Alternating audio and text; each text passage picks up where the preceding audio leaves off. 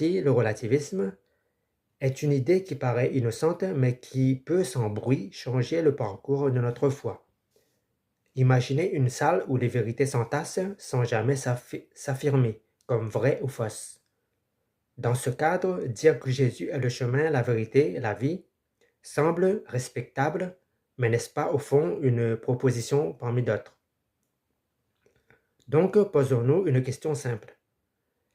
Si toutes les vérités se valent, qu'en est-il de la destinée humaine, de la connaissance du Dieu véritable et de la paix que Jésus nous offre? Le relativisme affirme que oui, tout se vaut.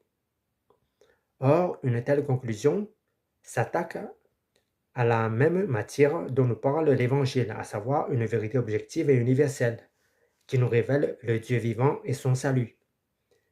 Cette affirmation peut sembler être purement intellectuelle, mais elle est en réalité une bataille spirituelle qui touche le cœur même de notre relation avec Dieu. Aujourd'hui, nous ne devons pas chercher à déverser une polémique froide, mais à entendre ce que Dieu dit dans sa parole. Autrement dit, le récit des Saintes Écritures ne nous propose pas une collection d'opinions humaines, mais une vérité qui jaillit du cœur de Dieu et qui appelle chacun d'entre nous à répondre à son appel. Nous devons donc pour cela croire à l'amour fidèle de Jésus, qui est venu pour nous libérer du pouvoir du mensonge et de la peur. Le message de l'Évangile est sans équivoque. Il n'y a de salut en aucun autre nom que celui de Jésus pour être sauvé. Il n'y a pas d'autre alternative, ni un autre chemin possible. L'Évangile est un message clair et non relativiste. Ou on adhère ou on la rejette.